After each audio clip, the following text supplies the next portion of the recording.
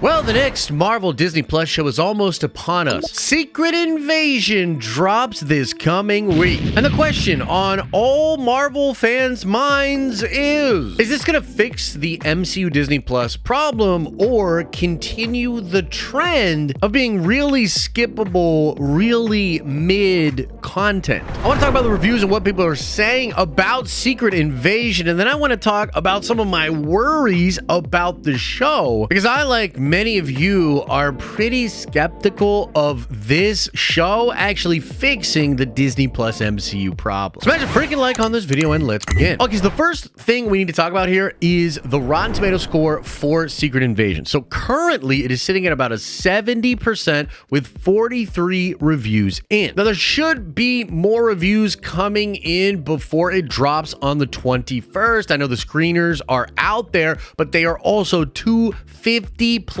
minute episodes, so it's going to take critics some time to fit that in. That's like a 2-hour movie basically, and so we should get a more accurate critical score soon. But as it currently stands, this is way lower than the past several MCU Disney Plus shows. In fact, if you really want to be shocked, go on Rotten Tomatoes and check out the Rotten Tomatoes score for these different shows. I mean, She-Hulk, which was the last Disney Plus show, which happened 9 months ago, has a score of 80% and then an audience score of 32%. For me personally, I think She-Hulk is maybe one of the worst things Marvel has ever done, and yet it stands at an 80%. Hawkeye has a 92% and an 89% average audience score, which is fine, I guess. That's also how I would describe Hawkeye. It's fine, I guess. Moon Knight is sitting at 86% with an 89% audience score. And again, I thought that show was just fine. It started out incredibly strong, but the ending was really unsatisfying for me. And so the question is, why does Secret Invasion have so much lower of a Rotten Tomatoes score than the other Disney Plus shows? Why?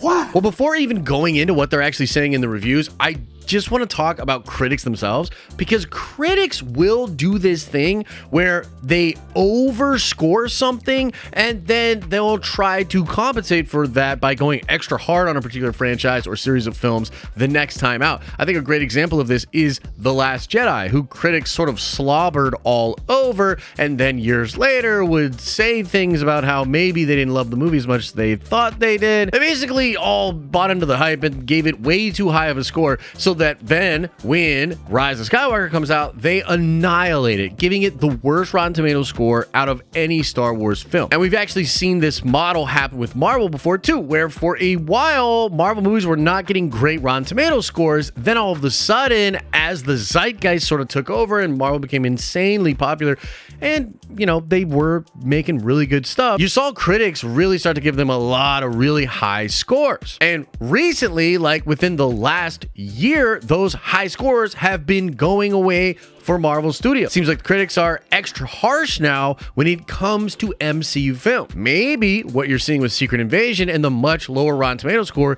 is something like that, with the critics realizing, hey man, we went way too positive on these past Disney Plus shows, so now we got to kind of compensate for that when it comes to Secret Invasion. It's also, of course, possible that this is just not as good as the other shows, at least according to the critics, and that would be kind of depressing, to be honest. And if you look at what a lot of the critics are saying that are giving rotten scores, they're just talking about how the series is really dark and really gritty, but is kind of tired. Like, there's nothing really intriguing going on. It's pretty bland. It's pretty boring. And I've seen several people refer to this as Marvel's Andor, which triggers the fuck out of me because I absolutely hated Andor. I know there are 3 of you out there that watch the show and really enjoy it. Good for you. But I think when somebody says that a show is like Andor, they're saying it's really slow burn. It's going to take a while to pay all of this off, and it's slow. But this is a 6-episode event, so hopefully it picks up. It doesn't have the same time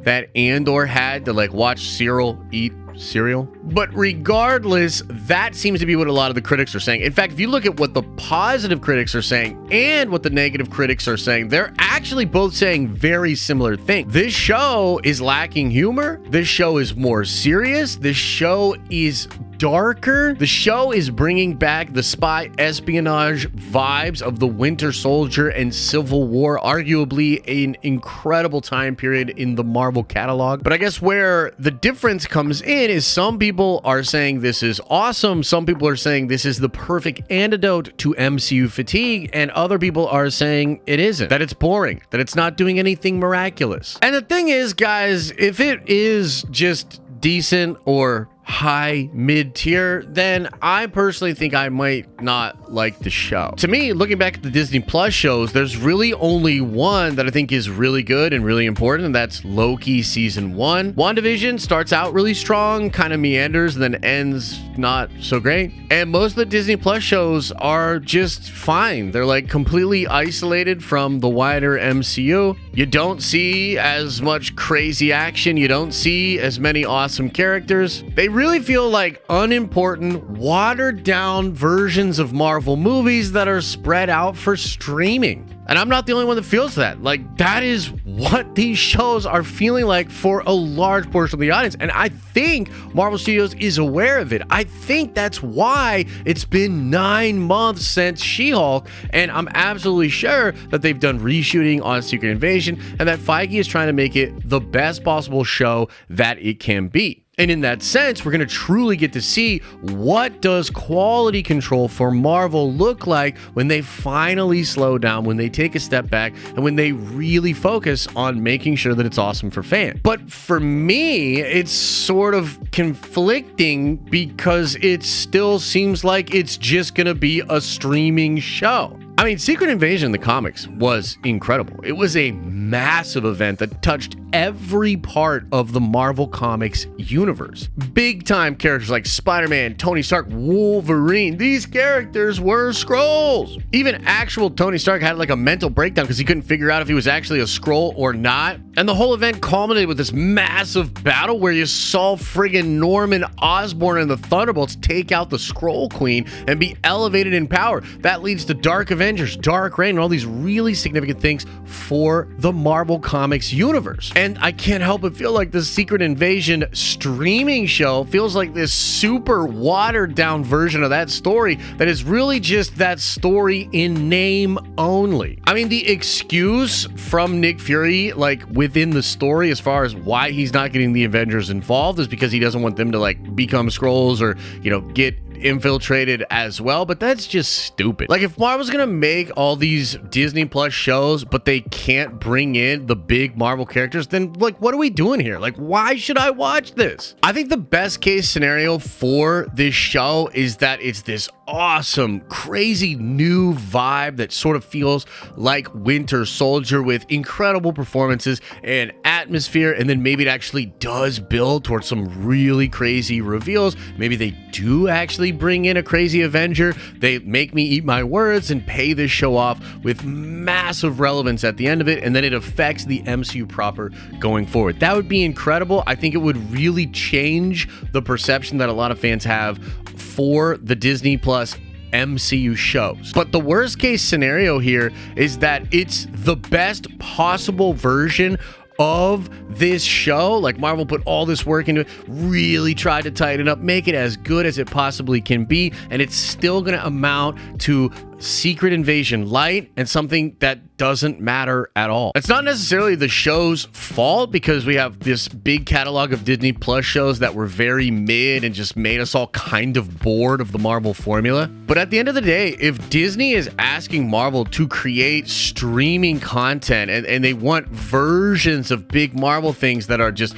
you know, more bite-sized, less expensive to make, and therefore way less epic, maybe don't take some of the biggest stories from Marvel Comics and turn those into your streaming shows. Like, maybe it's better to have little shows like Hawkeye that are fine and cool and super skippable rather than doing Secret Invasion, again, such an awesome freaking comic book story that ends up being just the streaming show version. And it kind of sucks because there was a time where I was getting really excited for Secret Invasion, but the more I heard people talk about it, the more that I saw the reviews come out, I sort of settled in to expecting it to be just a fine Marvel show. Nothing that I can get incredibly excited for, nothing that's really gonna make me cheer as a fan, and that kind of sucks. Like, that sucks that that's where we're at with these Marvel shows, but that is literally where we're at with these Marvel shows. But then again, who knows, maybe it'll absolutely go crazy and have a Loki season 1 level twist at the end and really impact